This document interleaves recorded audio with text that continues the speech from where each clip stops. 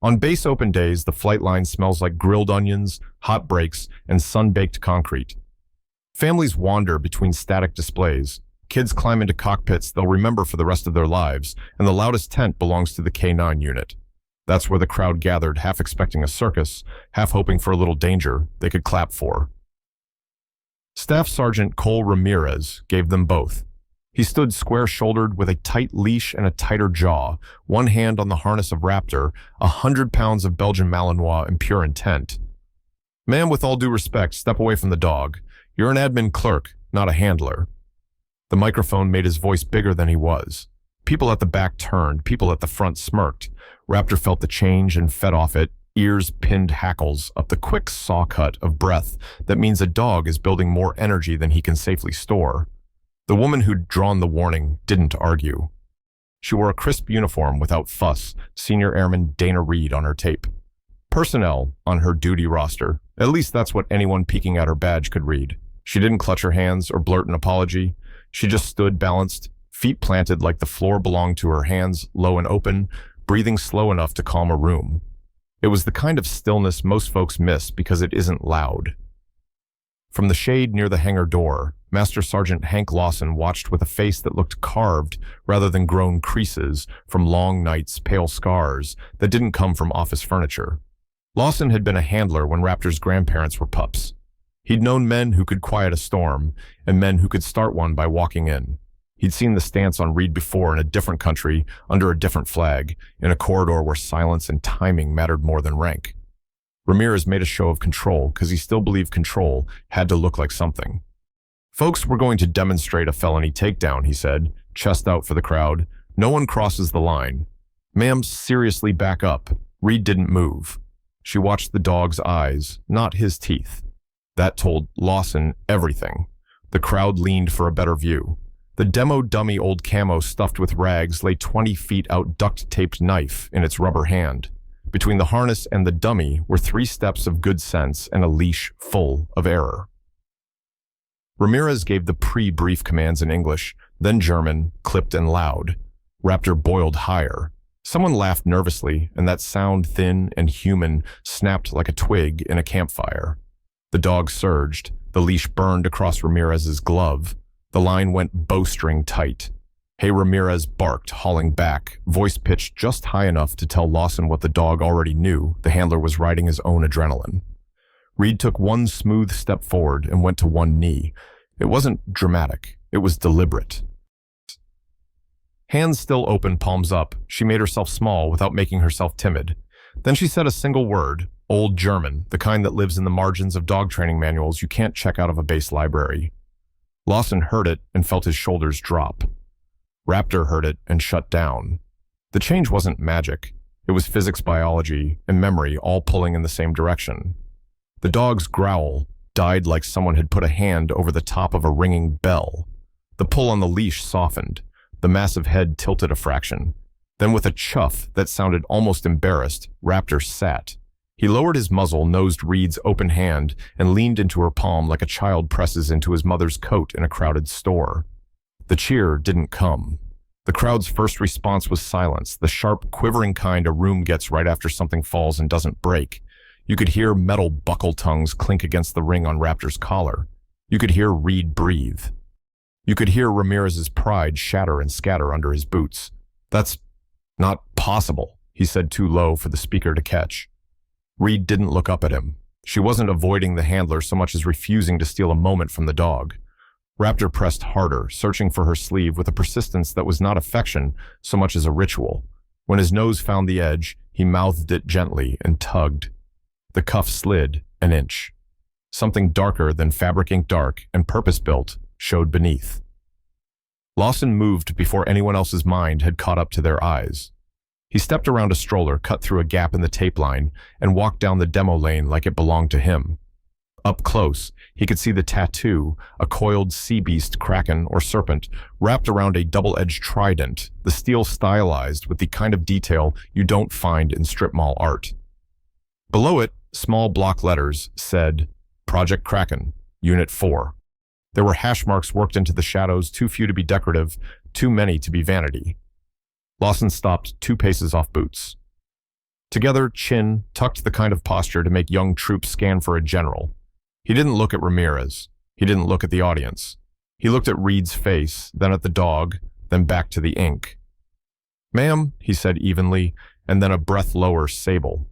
The call sign carried 30 years of rumor with it. Lawson's shoulders squared. He brought his hand up in a careful formal salute. A few people chuckled at the old man saluting a senior airman.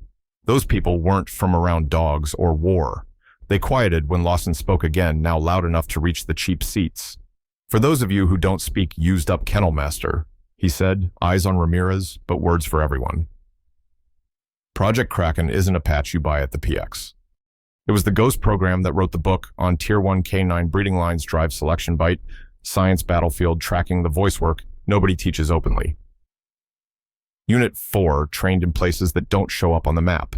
They deployed where cameras weren't invited, and when they came home, they didn't talk. He pointed, polite but unyielding. And Senior Airman Dana Reed, callsign Sable, helped build the bloodline that made Raptor possible. She's not here to spook your dog, Staff Sergeant.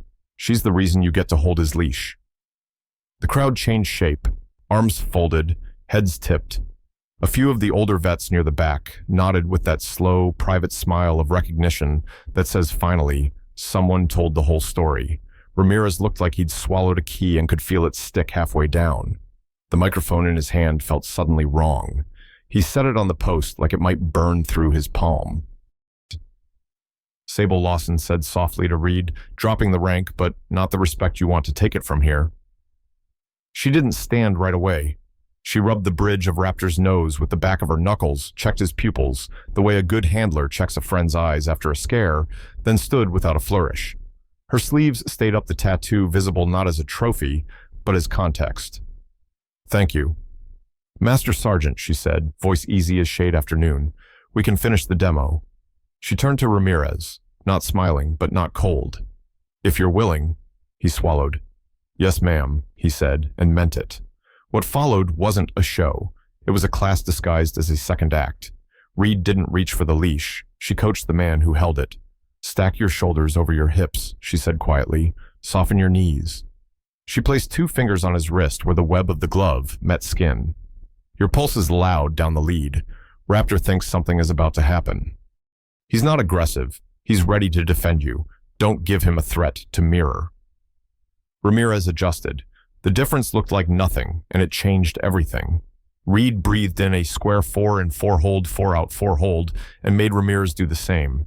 She showed him where to let slack collect, so the dog didn't feel the pressure as a question he had to answer. She had him step half a pace to his right, so his hips and shoulders spoke a soft, "We are going this way," instead of a hard stop. "Now watch his eyes," she said. "He'll tell you what he's thinking before his muscles do." The second run was uneventful in a way that felt like success, not boredom. Raptor launched when asked, dropped when told, and returned with the rag knife like he'd been born with it. He didn't look for a place to put his confusion. He didn't have one. By the time Reed handed the microphone back, the crowd had stopped snickering and started listening. Lawson thanked the families for coming. Ramirez thanked Reed without the mic quietly, the way a man thanks a person who taught him something he should have known before he put on a uniform. The story could have ended there. Good lesson, good day, good dog, but real change doesn't happen because strangers clap. It happens in the days after when nobody is looking for applause. The next morning, Ramirez knocked on the office door where Reed had been temporarily assigned. He didn't bring Raptor or a witness. He stepped in with his cap in his hands. "Ma'am," he said, the word smaller than it had been the day before, "I owe you an apology. I was out of line. I was wrong about you, and I was wrong about what the dog needed." Reed set down the form she'd been signing and gave him her full attention. "Thank you," she said. "No lecture, no unwrapping of the obvious. Just the kind of respect that makes a man want to keep earning it." He hesitated, then asked the thing that had kept him awake. "How did you know?" He shook his head, searching for words. "It wasn't the command." "Not really. It was before that. You saw it and I didn't." Reed leaned back, not to make distance, but to make room. "You were broadcasting," she said simply, "down the leash across your shoulders in your voice. Raptor picked up your stress and answered it the only way he knows, be bigger than the problem. That's a good dog doing a bad job because his handler left the door open." Ramirez winced. She didn't let him sit in the shame. She slid a notepad across the desk and drew a simple square. "Count with me," she said, tapping each side with the pen. 4 and 4 hold 4 out. 4 hold. But it's not just breathing. It's what you do with the pause. He listened. She showed him how to step into that pause, how to feel the leash instead of gripping it, how to check the dog's tail set before the ears gave the game away, how to decide what do I want him to do instead of shouting, what do I want him to stop. She called it nothing at all. The unit 2 weeks later would call it the sable pause. They tried it in the yard first, where the only stakes were pride and dirt. Then Lawson invited Reed to the night shift's bite house. She stood in the observation booth with the red light off and watched 4 teams run hot and hard. Between reps, she touched a shoulder, rotated a wrist reset, a stance. She didn't talk about her past. She talked about their dogs. The pause spread because it worked. Handlers who'd once framed success as power learned to measure it as clarity. The dogs stopped looking for threats that weren't there. The unit's Friday board, the one with weather kennel assignments, and the week's training scores, grew another line near the bottom, avoidable errors. The number slid from something you had to swallow to 0 for 2 Fridays, then 3. Lawson wrote a small check mark beside the 0 and didn't explain it. The base grapevine did what it does. At first the tale was rehearsal room gossip. That admin chick shut down Raptor with 1 word. Then it matured. The day Ramirez met, the architect got told in the weight room in the truck bay and on the duty desk after midnight when coffee tastes like burnt rope. The details shifted at the edges. The core stayed true. A quiet professional walked into a loud space, spoke softly to a dog and a man, and the room learned something it didn't know it needed. Lawson never corrected the parts the tellers didn't get right. He let the story do the work, because the thing it was working on was bigger than a single handler's pride. He did pin 1 laminated card by the kennel door, printed on the same cheap stock as the Chow Hall menu, Sable Pause. Under the heading 4 short lines, breathe in a square. Stack your frame. Slack speaks, let it. Ask the behavior you want. He taped 1 more card next to it. No explanation. Just a sentence, arrogance is loud. Competence is silent. Nobody signed it. Nobody had to. By the 2nd month, the changes were visible even to people who thought a slip lead was a kind of seatbelt. The runs looked cleaner. The commands were fewer, and the ones you did hear were honest. In public demos, the dogs read the handler's calm and returned it like a favor. A visiting state trooper watched 1 session and said, "Looks like you folks stopped fighting the river and started reading it." The unit's most skeptical sergeant, a man who had built a career on volume, stopped Reed in the hall and asked if she had a minute. She had 30. He walked away with his index finger tapped along his pulse point like a reminder, slow down before you speed up. Reed never told war stories. She didn't use her call sign unless Lawson made the introduction formal. The tattoo on her forearm wasn't a flag she waved. It was a history she carried. A few of the older handlers asked careful questions. Was Project Kraken as wild as we heard? She smiled and said, Wilder then changed the subject to why a dog's head carriage tells you more than his tail. Once, very late, Lawson asked her directly. They'd finished a night run and were sitting on the low platform behind the bite house boots, touching the dirt, breathing steam into the cold. What was Unit 4 like, he said. Reed watched their breath drift. Small, she said. Smart, quiet. We went where there wasn't a plan yet and left one behind. Dogs like Raptor, Lawson asked. She shook her head. Not like before. The line was still growing, teeth still figuring out which ones we needed. We learned a lot we wish we'd never had to, but it kept other people from learning it the hard way. She paused and looked toward the dark where the kennels hummed. That's enough story for me. He didn't push. People who hold other people's ghosts don't owe you more. When the base commander hosted a civilian group 2 months later, Lawson asked Reed to stand behind the fence and watch the handlers work. She stood beside a grandmother in a church sweatshirt and talked about how to read a dog's posture without scaring the dog or the grandmother. She didn't mention Kraken or Sable or the places between. The grandmother left with a new respect for canine patience and for the young men and women holding leashes. Not everything was a victory lap. One afternoon, a junior handler named Ortega came in hot after a long day and blew it in the first 60 seconds, voice too sharp, leash too short, dog too confused to know which wrong to fix. Ortega stomped out red-eyed and didn't come back after the 10-minute cooldown. Reed found him in the alley behind the kennels with his hand braced on the block wall, counting like a drowning man. "Walk with me," she said. They went around the perimeter once without talking. On the second lap, she asked, "What did your dog think you wanted?" "Everything," Ortega said miserably. "And what did you want?" she asked. He laughed without humor. "I wanted him to forgive me for being tired." She nodded. "Tell him what you want instead. One thing, one good thing." They ran the drill again. Ortega breathed. The dog breathed with him because that's what dogs do when you let them. They finished 10 minutes later with a clean-out and a tail thump against Ortega's shin that sounded like forgiveness landing. The photograph that became the unit's icon arrived in the least official way. A supply tech with a halfway decent eye caught Reed's hands open in her lap and Raptor's head pressed into them. The tech printed the shot on a cheap color printer and thumbtacked it to the bulletin board. Someone wrote the motto underneath in Sharpie. Lawson laminated it because some things deserve to last longer than paper usually does. If you'd walked the hallway a year later, you would have seen the photo of the Sable Paws card and a weekly board that didn't brag, but didn't apologize about zero avoidables. You would have seen 2 words chalked small on the whiteboard under safety notes. Listen first. You would also have noticed something quieter. The unit had stopped searching for heroes to clap for and started building standards to live by. When a handler drifted toward showmanship, another handler cleared his throat. Not shaming, just reminding. When a new troop tried to fake confidence with volume, a senior tapped the laminated card and said, "Try the pause." The culture didn't flip overnight. It shifted one breath at a time. Reed's temporary assignment ended the way it began, without ceremony. She stopped by Lawson's office with a manila envelope of paperwork and a small box. In the box was a length of worn leather, a slip lead old enough to be a story. It wasn't hers, she explained. It had been given to her by a handler whose dog had taught her more than any human ever had. "Seems like it belongs to the school now," she said. Lawson lifted the lead and felt the ghost of other dogs in the softness. "We'll use it right," he said, "or we won't use it at all." Ramirez walked her to the parking lot. Raptor wasn't with him. The dog was sleeping off a long training day with his ribs gently expanding like a metronome. The handler who had mocked a paper pusher looked like a man who had been given back a piece of himself he didn't know he'd lost.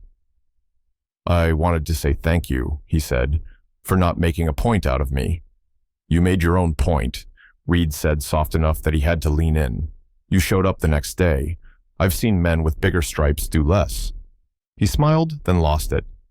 "Does it ever stop feeling like you don't know enough?" She looked at the sun on the hood of her car, and then at him. "No, that's how you know you're doing it right."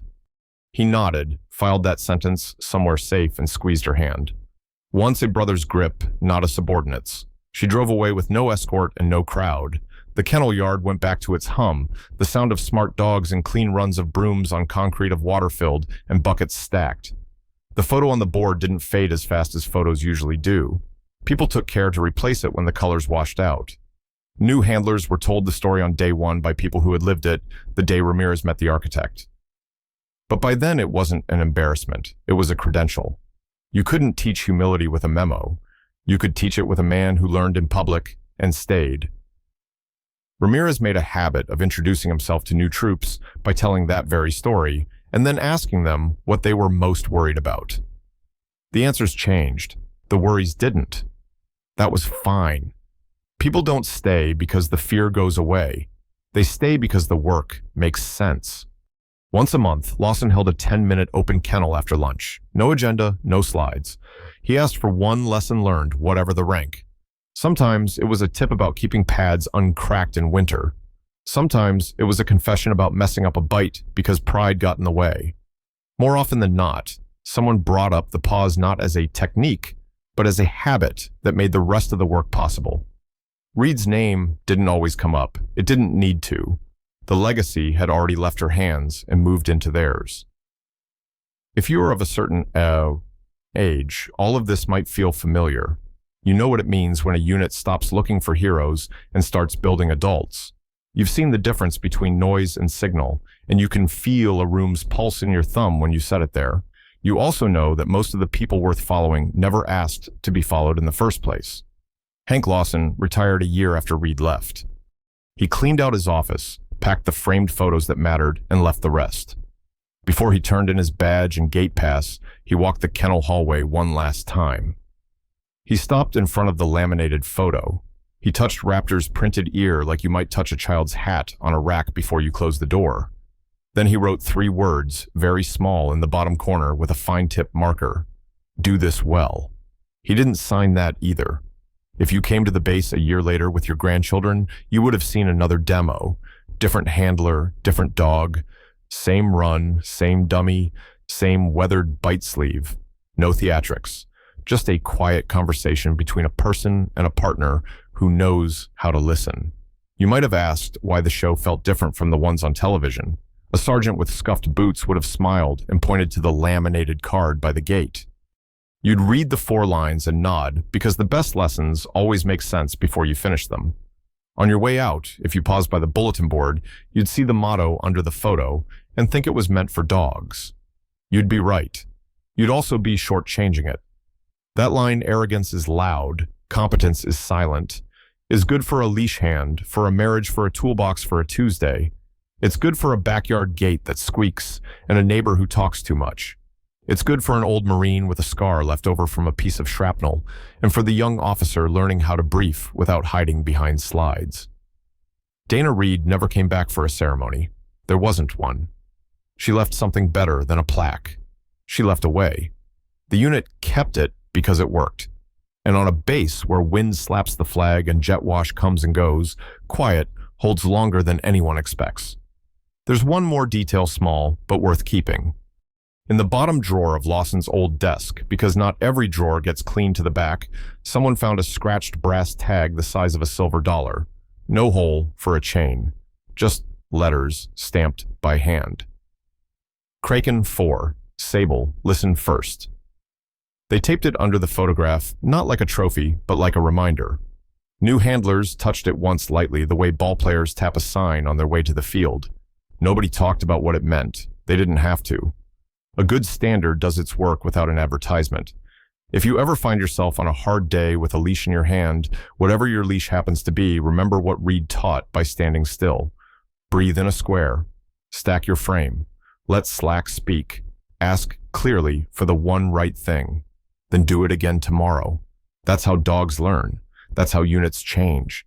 That's how quiet turns into trust, and trust turns into work. You can be proud of when the crowd goes home.